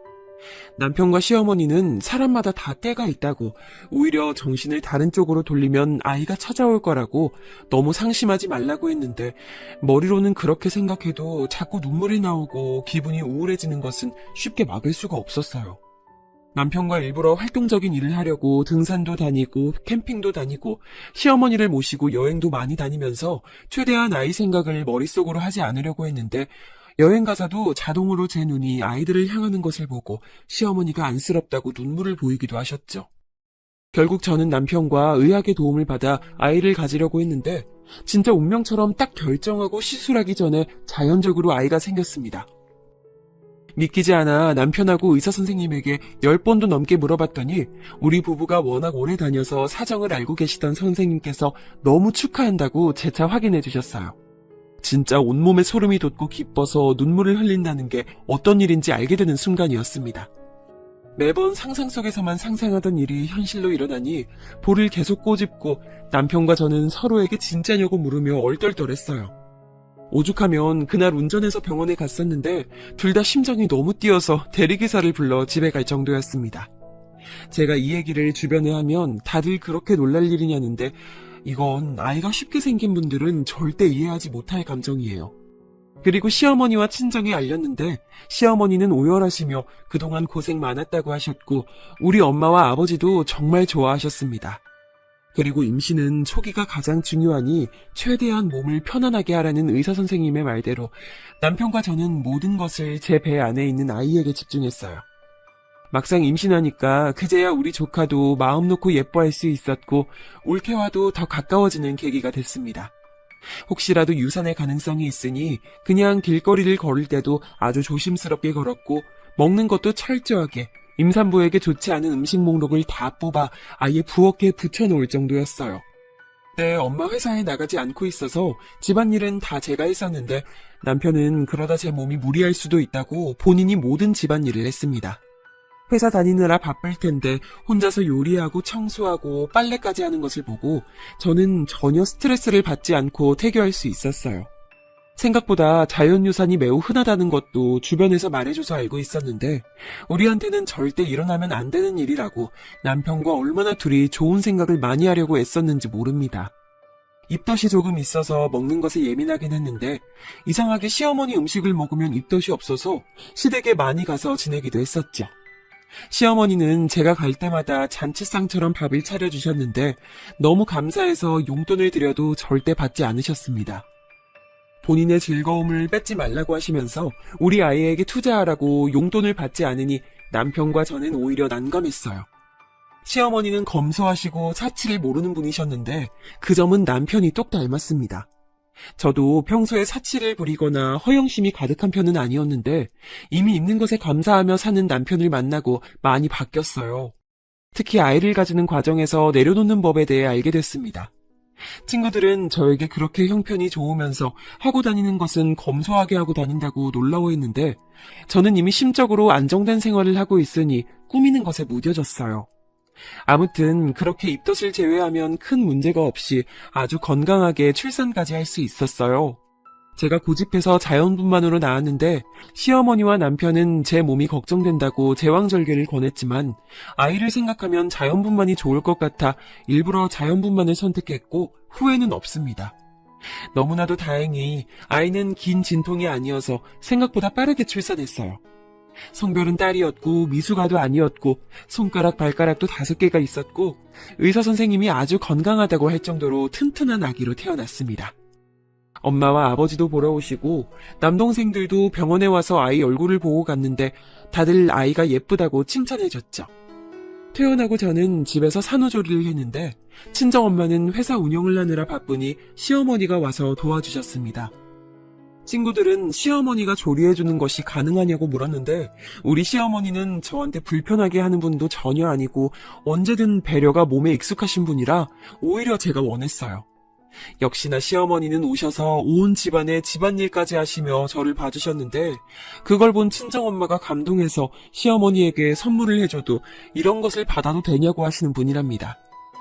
진짜 오로지 제 편의를 봐주시며 아이를 봐주셨는데 심지어 아이도 얼마나 잘 보시던지 저는 시어머니가 전문적으로 그 일을 하는 줄 알았답니다. 이 경험으로 우리 집은 시댁에 도움이 될 수 있으면 좋을 것 같아 시어머니에게 뭐 원하는 게 있냐고 몇 번을 물었는데 그럴 때마다 시어머니는 전혀 없다고 본인이 원해서 도와주신 거라며 매번 거절하셨어요. 그러다 남편과 얘기가 나왔는데 사실 그때 시동생이 대학 졸업을 한 지 몇 년이 지났는데 취직하지 못하고 있었거든요. 제가 갑자기 그 생각이 들면서 괜찮으면 도련님을 우리 엄마 회사에서 일하게 하는 것은 어떤지 말을 꺼냈습니다. 남편은 제가 말을 꺼내자 크게 기뻐하며 그럴 수 있으면 너무 행운이라며 좋아하더라고요. 그 모습을 보고 진작 말아야 할 걸 후회하며 시어머니와 도련님에게 말했더니 당연히 두 분도 좋아했습니다. 우리 집이야 뭐 당연하게 어떤 식으로 시어머니에게 보답할 수 있을까 생각하던 차라 엄마는 그 생각을 못했다고 환영한다며 도련님을 회사 주요 요직에 앉혔어요.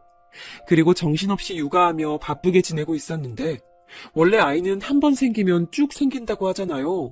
원래 2명을 낳고 싶어 했지만 첫째가 하도 생기지 않아 어려움이 있어서 혹시라도 생기지 않으면 그냥 1명으로 만족하고 살자고 남편하고 이미 얘기했었는데 바로 아이가 또 찾아오게 됐습니다. 태울은 2살 차이가 났고 제가 둘째 소식을 양가에 알리니 시어머니가 저보다 더 좋아하셨어요. 우리 시어머니는 첫째가 딸이라 자기는 딸을 키워본 적이 없어서 제가 조심스러웠다며 첫째도 어찌나 조심스럽게 대하셨는지 모릅니다. 뭘 먹여도 저에게 먼저 물어보고 아이한테 예쁘고 고운 말만 해주셔서 너무 감사했어요. 첫째 때 입덧이 있었던 것과 달리 둘째는 입덧이 전혀 없었습니다. 그래서 첫째보다 더 편하게 태교할 수 있었는데 그렇게 아이를 기다리다 뜻밖의 소식을 듣게 됐어요. 바로 도련님의 갑작스러운 결혼 발표였습니다. 결혼은 축하할 일이었는데 제가 놀란 것은 그게 아니고 바로 예비동서의 임신 소식이었어요. 무려 혼전 임신으로 결혼하게 됐다고 우리에게 털어놓는 도련님을 보고 너무 놀라서 애가 떨어지는 줄 알았답니다. 임신한 지 얼마 됐는지를 들어보니 우리 아이와 겨우 몇 주 차이였어요. 일단 축하하고 되게 급하게 결혼하게 된 도련님. 아니 이제 서방님이라고 호칭할게요. 서방님 부부를 최대한 도와주고 있었는데 어느 날 서방님이 동서 없이 우리를 불러놓고 말했습니다. 자기가 형수네 집이 운영하는 회사에 다닌다는 소식을 동서는 모른다며 비밀로 해달라고 하더라고요. 뭐 저야 그때는 불편할 수 있다고 생각하며 당연히 그러라고 말하고 넘겼는데 이게 큰 화를 가져올 줄은 전혀 몰랐습니다. 그리고 결혼 준비를 하며 저는 너무 놀랐는데 예비동서의 태도 때문이었어요. 서방님과 동서는 돈이 부족해서 제가 몰래 돈을 줘서 시어머니가 모은 돈과 합쳐 건넬 정도였는데 동서가 바라는 게 너무 많았습니다. 본인은 혼수도 겨우 해오면서 시댁에 바라는 건 어찌나 많은지 시어머니 얘기를 듣고 깜짝 놀랐어요. 시어머니는 평소에 그런 말을 하는 분이 전혀 아닌데 저에게 속상하다고 얘기를 터놓으셨습니다. 동서는 예단으로 500만 원을 준비했다고 하며 시어머니 보고 예물을 구체적으로 콕 집어서 원했대요. 그런데 그 예물로 말한 것이 합쳐서 5천원 되는 수준이었습니다. 시어머니는 당장 그걸 어떻게 해주냐고 하시며 그래도 며느리가 집안에 들어오는데 못 해준다고 할 수도 없고 고민이라고 하셨어요. 그 말을 듣고 저는 제가 대준다고 했는데 워낙 시어머니가 저를 예뻐하고 해주신 게 많아 저한테는 당연한 결정이었습니다. 아니야 아가, 내가 괜히 말했다. 너에게 부담 주려고 한 말은 전혀 아니야. 미안해, 입이 방정이다. 에이 아니에요. 임신까지 해서 결혼하니까 최대한 잘해줘야죠. 그 대신 어머님 제가 줬다고 하진 마세요. 시어머니는 5번이나 거절하고 결국 받으셨는데 저에게 연신 미안하다고 하셨어요. 그렇게 서방님 부부는 돈이 어디서 나왔는지도 모른 채 원하던 가방과 시계와 옷을 예물로 받을 수 있었답니다. 그때 제가 임신한 상태라 최대한 남에게 베풀고 싶었는데 그게 다 나중에 우리 자식들에게 돌아올 거라고 믿었기 때문이에요. 제가 출산하기 전에 서방님과 동서는 결혼식을 올렸고 축의금도 섭섭치 않게 많이 줬습니다. 동서는 화려하고 예쁘게 생겼는데 생긴 대로 꾸미는 것에 굉장히 관심이 많았어요. 항상 머리부터 발끝까지 꾸미고 다녔고 볼 때마다 옷이 바뀌었습니다. 임신한 상태로 신혼여행도 다녀왔는데 무려 2주를 다녀왔더라고요. 무슨 일을 하냐고 물었더니 백수라는 말에 저처럼 집에 있으려나 보다 생각했죠. 그리고 결혼식이 끝나고 둘째 출산을 거의 바로 하게 됐는데 여기서 제 시련이 닥치게 됩니다. 첫째가 워낙 건강하게 태어났고 자라면서도 잔병치레도 없이 순한 아이라 걱정하지 않았는데 둘째는 태어나자마자 태어나지 못하고 그대로 입원하게 됐어요.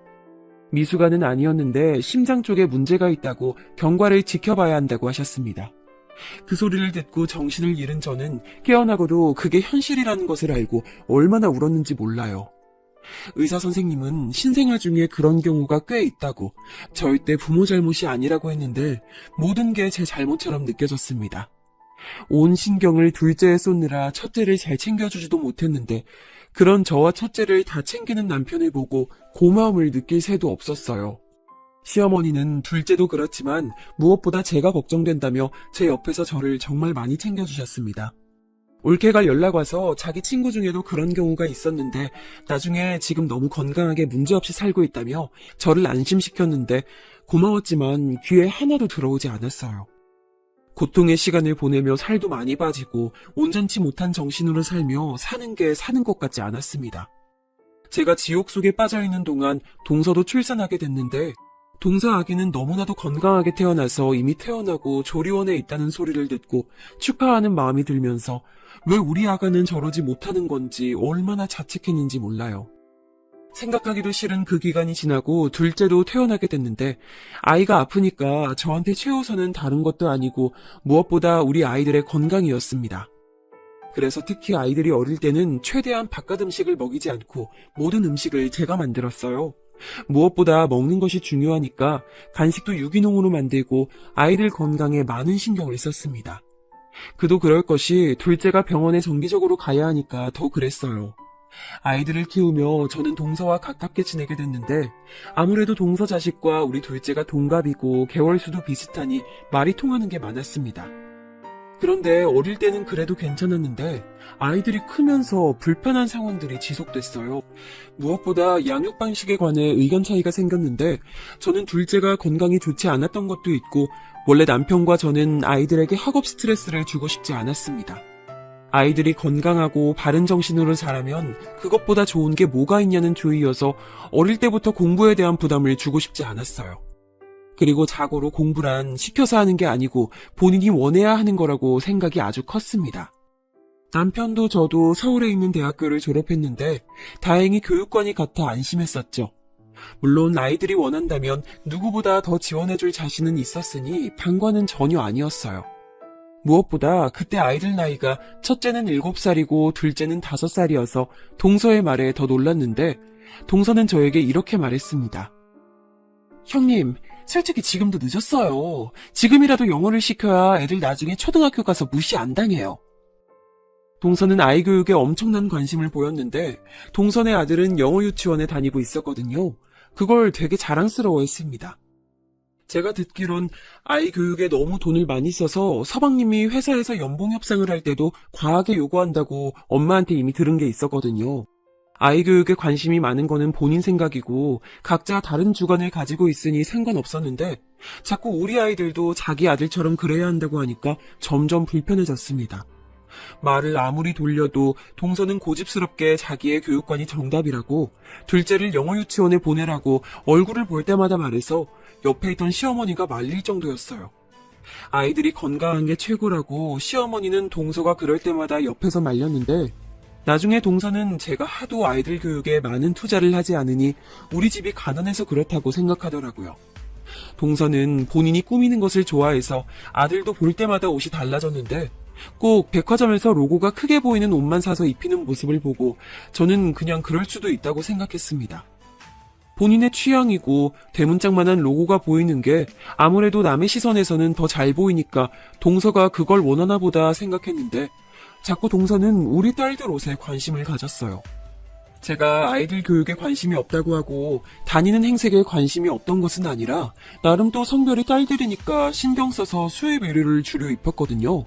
유치원을 다니며 친구들과 옷이 겹치는 것을 원하지 않아 수입까지 해서 입힐 정도로 신경 썼는데 제 취향 자체가 로고가 크게 가슴팍에 박혀있는 옷을 선호하지 않아서 그런 옷은 입히지 않았습니다. 그런데 동서는 본인이 보지 못하던 옷이고 백화점에도 들어온 브랜드가 아니라 제가 어디 시장바닥에서 떨이로 판매하는 옷들을 입힌다고 생각하더라고요. 처음엔 저도 발끈해서 이거 비싼 거라고 말했는데 나중에는 말해도 모르는 사람에게 말해서 뭐하나 싶더라고요. 유명한 한국 속담 아시죠? 똥이 무서워서 피하냐 더러워서 피하지. 그 말처럼 저는 그냥 제가 동서를 안 보는 게 마음 편해서 점점 거리를 두었는데 그래도 가족이라 1년에 적어도 3번은 만나게 되더라고요. 또 동서가 불편한 거지 시어머니는 저에게 여전히 너무 잘해주시고 계셨고 제가 둘을 키우니 걱정된다며 집에 와서 봐주기도 하셨어요. 둘째랑 병원에 갈 때도 첫째를 봐주시고 반대로 제가 첫째 행사에 가야 한다면 당신이 직접 둘째를 데리고 병원에 가셨죠. 여전히 용돈은 거절하셔서 제가 보답하는 방법은 오로지 얼굴을 자주 보러 방문하는 거였습니다. 시어머니는 아들 둘이 다 결혼해서 나가 사는데 남편도 없으니 확실히 서방님이 결혼하시고 외로움을 좀 타셨어요.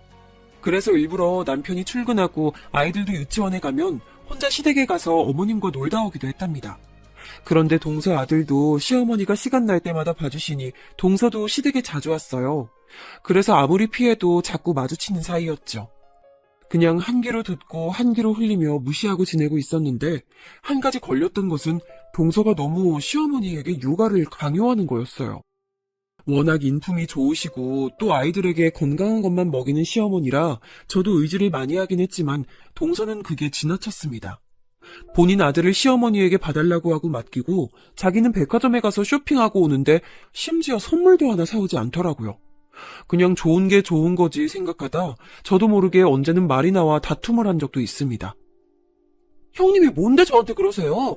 어머님도 가만히 있는데 왜 형님이 그러세요? 지금 어머님 대신 저 시집살이 시켜요? 뭐? 무슨 말을 그렇게 해. 난 어머님이 종일 봐주시니까 뭐 과일이라도 사오는 게 예의라는 거잖아. 그걸 왜 형님이 뭐라고 하냐고요. 어머님도 가만히 계시는데.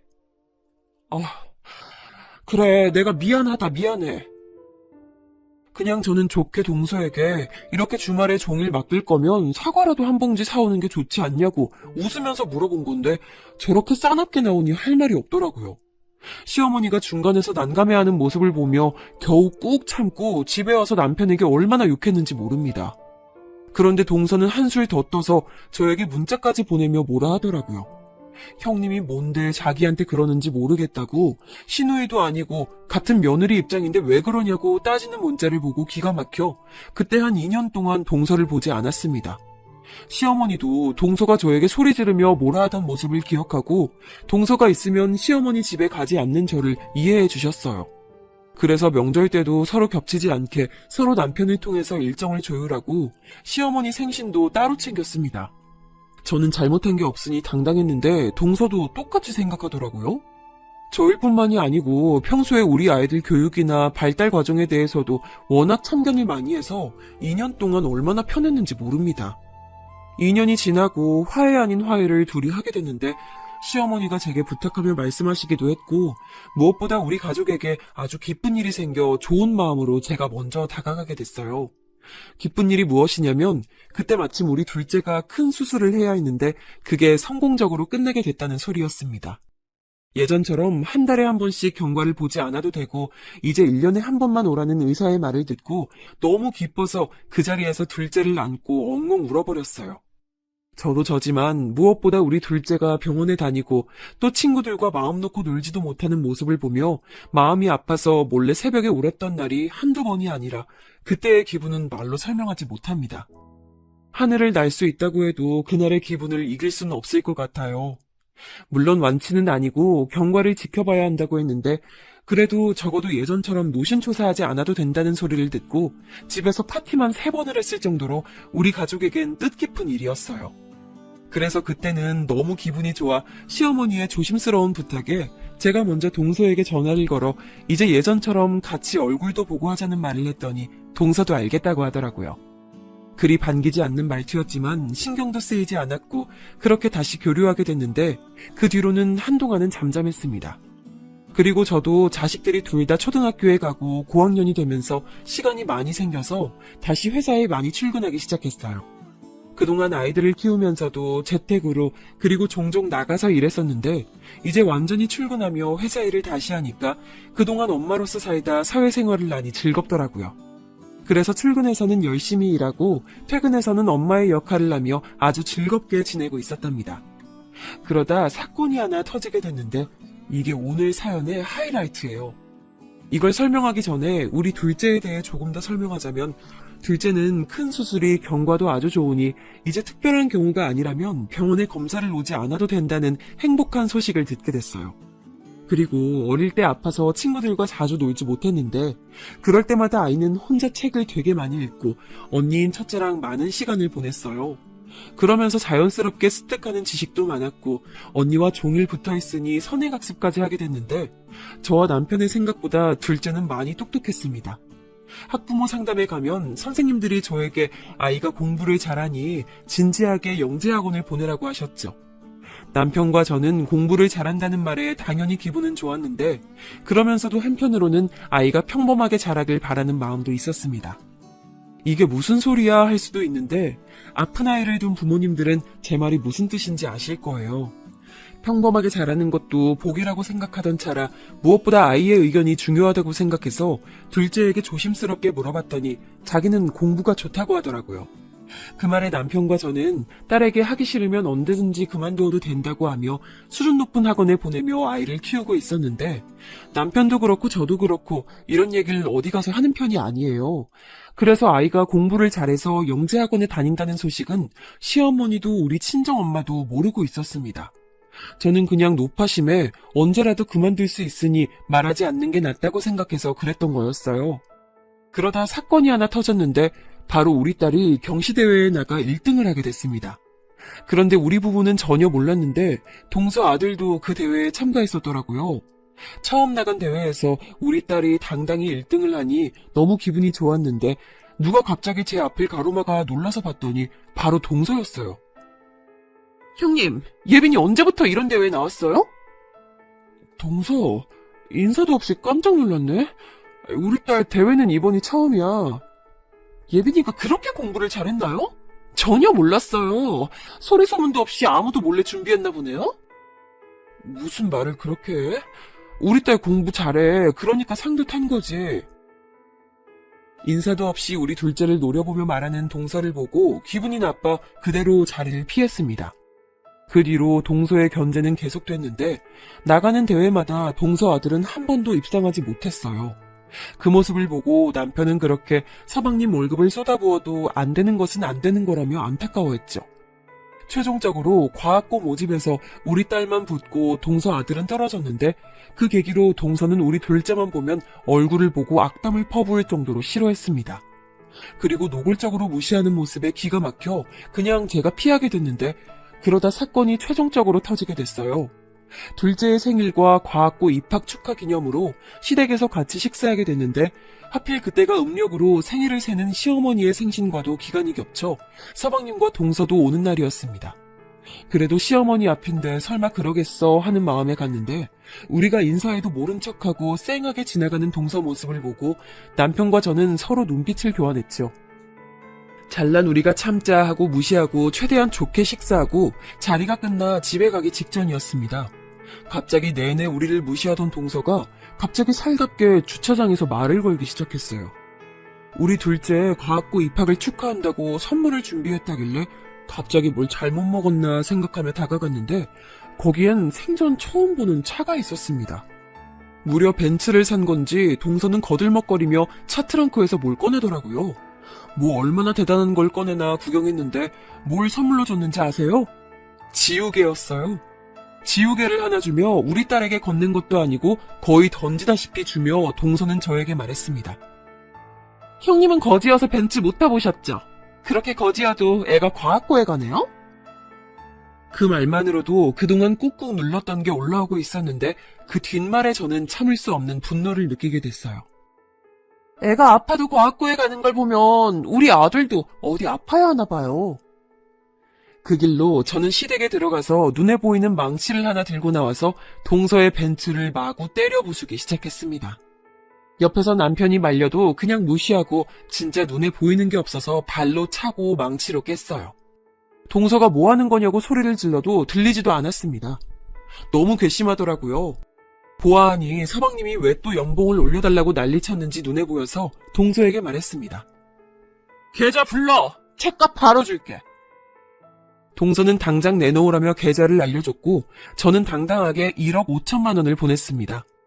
계좌를 확인하고 두 눈이 동그래진 동서를 보고 울분에 찬 저는 한마디를 보탰어요. 당신 남편 다니는 그 회사 꽂아준 게 나야. 그 회사 회장이 우리 엄마야. 제 말에 동서는 믿을 수 없다는 표정을 했고 옆에 있던 서방님에게 저는 당당히 말했어요. 은혜를 이런 식으로 갚냐고 소리 지르니 서방님은 아무 말도 하지 못했습니다. 제가 차를 부수는 소리를 듣고 놀라 나오신 시어머니에게 도저히 저런 수준 떨어지는 사람과는 더 만나고 싶지 않다고 말했고 시어머니는 제 의견을 존중하셨어요. 그 뒤로 저는 아무 말 없이 집에 오는데 너무 화가 나서 몸이 떨려 쉽게 진정할 수 없었습니다. 단순히 이번 벤츠 사건 때문에 갑자기 그런 게 아니고 그동안 동서가 우리 집 형편을 자기 맘대로 생각하며 무시했던 게 한두 번이 아니라서 그렇게 행동했던 거였어요. 남편은 저에게 잘했다고 하며 이제 앞으로 동서네 부부를 보지 말자고 하더라고요. 그렇게 월급을 다 쏟는 걸로 모자라서 대출까지 받아 교육해도 과학고에 못 가는 조카를 보니 저렇게 못되게 사니까 그렇다는 결론이 나왔습니다. 그 뒤로 저는 회사에 출근해서도 서방님의 인사를 받아주지 않았어요. 저보고 유치하다고 하실 수도 있는데 그만큼 쌓인 게 많았기 때문에 참을 수가 없었습니다. 서방님은 퇴근하고 저를 찾아와서 미안하다 하고 우리 집에 와서 자기도 너무 힘들다는 말을 꺼내며 심지어 눈물까지 보였는데 안쓰러운 마음은 들지 않았어요. 동서도 저에게 몰랐다고 죄송하다고 문자를 10개도 넘게 보냈는데 나중에는 보기도 싫어서 차단까지 하게 됐습니다. 그리고 시댁 행사에서도 동서를 봐도 동서가 저에게 했던 것처럼 똑같이 사람 취급하지 않고 무시했어요. 마음 같아선 서방님도 해고하고 싶었는데 남편은 죄가 없으니 남편 동생이라는 이유로 그렇게 하진 않았답니다. 다만 본인이 찔렸는지 더 열심히 일하고 더 연봉을 무리하게 올려달라는 말을 꺼내진 않았어요. 그리고 마지막으로 동서에게 당신 결혼할 때 받은 예물, 시댁에 올 때마다 자랑하던 그 가방과 시계도 내 돈이라고 하니 아연실색하며 아무 말도 하지 못하더라고요. 시어머니도 저에게 그동안 고생 많았다고, 자기도 동서가 달갑지 않다고 하시며 거리를 두기 시작하셨습니다. 서방님이 남편에게 사정해서 얻어낸 동서가 다니던 골프장 회원권도 끊어버렸어요. 알게 모르게 제 쪽에서 나가는 돈이 많았다는 사실을 보고 저도 놀랐답니다. 지금은 그래서 너무 행복하게 우리 딸들과 남편과 시어머니를 챙기며 행복하게 살고 있어요. 벤츠를 부실 때 속이 다 시원하고 얼마나 통쾌했는지 모릅니다. 제 사연은 여기까지인데 어떻게 들으셨는지 모르겠어요. 친구들에게 말하니 다들 너무 재밌다고 하던데 저도 한 번도 후회한 적은 없네요. 앞으로도 쭉 발 뻗고 잘 수 있을 것 같습니다. 들어주셔서 진심으로 감사합니다. 가족들과 행복한 나날 보내시길 바랄게요.